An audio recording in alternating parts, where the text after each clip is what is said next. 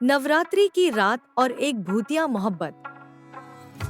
यह कहानी है अहमदाबाद के नवरात्रि उत्सव की, जब सारा शहर रोशनी और डांडिया की धुनों से गूंजता है।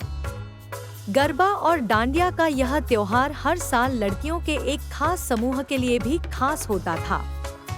रिया, पायल, साक्षी और नेहा हर साल की तरह इस बार भी नवरात्रि में गरबा खेलने के लिए बड़े जोश से तैयार हुई थी। उत्सव की चौथी रात थी। चारों सहेलियां रंगबिरंगी पोशाकों में सजी हुई थी और अपने डांडिया के जोड़े के साथ खेलने को उत्साहित थी। गरबा मंडलियों में चारों की धुन पर थिरकते हुए कदमों में खुशी और उमंग थी। लेकिन उस रात कुछ अलग था। रिया ने खेलते हुए देखा कि एक लड़का उसे दूर से देख रहा था। उसकी आंखों में अजीब सी चमक थी और उसका मुस्कुराता चेहरा भीड़ में अलग नजर आ रहा था। रात के खेल के बाद जब सब लोग आराम कर रहे थे, वही लड़का रिया के पास आया। हाय, मेरा नाम आदित्य है, उसने मुस्कुराते हुए कहा। रिया ने हल्की मुस्कान के साथ हाथ मिलाया और दोनों में बातें शुरू हो गई। आदित्य का व्यक्तित्व आकर्षक था और उसकी बातें रिया के दिल को छू गई। नवरात्रि की हर रात दोनों डांडिया खेलते और फिर एक दूसरे के साथ समय बिताते। धीरे धीरे रिया आदित्य की ओर खिंचने लगी। तुम कहाँ रहते हो? रिया ने एक रात पूछा। आदित्य ने हंसते हुए कहा, मैं यहीं पास में एक पुरानी हवेली में रहता हूँ। तुमसे मिलकर बहुत अच्छा लग रहा है, रिया। लगता है जैसे मैं कई सालों से तुम्हारा इंतजार कर रहा था। रिया को आदित्य की बातें अजीब लगी, लेकिन वह उस पर मोहित हो चुकी थी।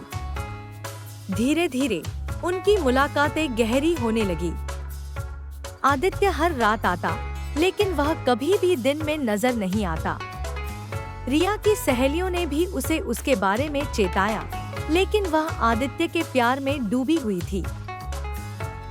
नवरात्रि की आखिरी रात रिया ने सोचा कि वह आदित्य के साथ उसके घर जाकर उसे बेहतर तरीके से जानेगी। आदित्य ने कहा, कल रात तुम मेरे साथ मेरी हवेली चलोगी? रिया ने सहमति दे दी। अगली रात दोनों नवरात्रि के बाद हवेली की ओर चल पड़े। हवेली पुरानी और वीरान थी, लेकिन रिया आदित्य के साथ खुद को सुरक्षित महसूस कर रही थी। जब वे हवेली में पहुंचे, तो रिया ने देखा कि वहां का माहौल अजीब था। हवेली के अंदर एक अजीब ठंडक थी और चारों ओर घने अंधेरे ने हवेली को घेर रखा था। आदित्य ने रिया को अंदर बुलाया।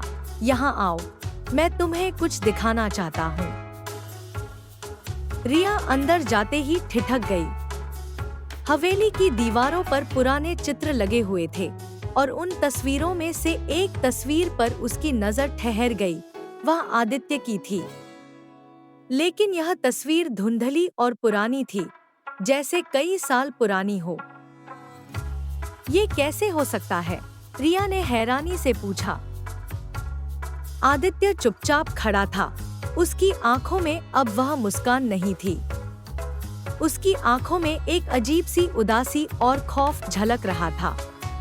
रिया, उसने धीमे स्वर में कहा, मैं अब तुम्हें यह बताने से नहीं रोक सकता। मैं मर चुका हूँ। रिया का शरीर कांप गया। ये मजाक है न? उसने डरते हुए पूछा। नहीं, आदित्य ने धीरे से कहा, मैं इसी हवेली में वर्षों पहले मारा गया था और हर नवरात्रि मैं वापस आता हूँ, किसी ऐसे इंसान से मिलने जो मुझे याद कर सके।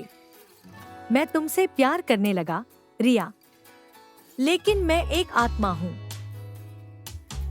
रिया का दिल जोर जोर से धड़कने लगा। उसने हवेली से बाहर भागने की कोशिश की, लेकिन जैसे ही वह दरवाजे तक पहुंची, दरवाजा अपने आप बंद हो गया। आदित्य ने धीरे धीरे रिया की ओर कदम बढ़ाए। मुझे माफ कर दो, रिया।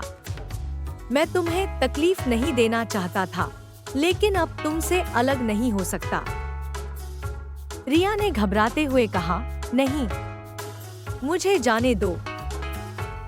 आदित्य ने अपने हाथ बढ़ाए, लेकिन उसके हाथ ठंडे और पारदर्शी हो गए। वह रिया के करीब आना चाहता था, लेकिन अब वह उसे छू भी नहीं सकता था। उसकी आंखों में दर्द और पछतावा था। मैं तुम्हें कभी तकलीफ नहीं देना चाहता था। आदित्य की आवाज धीमी और दर्द भरी थी। लेकिन अब मैं हमेशा के लिए यहाँ फंसा हुआ हूँ। रिया ने पूरी ताकत से दरवाजे को धक्का दिया और किसी तरह दरवाजा खुल गया। वह तेजी से बाहर भागी और रात के अंधेरे में गायब हो गई। अगले दिन रिया की सहेलियों ने उसे टूटे और डर से भरे हुए पाया। उसने आदित्य के बारे में सब कुछ बताया, लेकिन जब वे उस हवेली के पास गई, तो वह पूरी तरह वीरान थी, जैसे वहां कई सालों से कोई नहीं रहता था।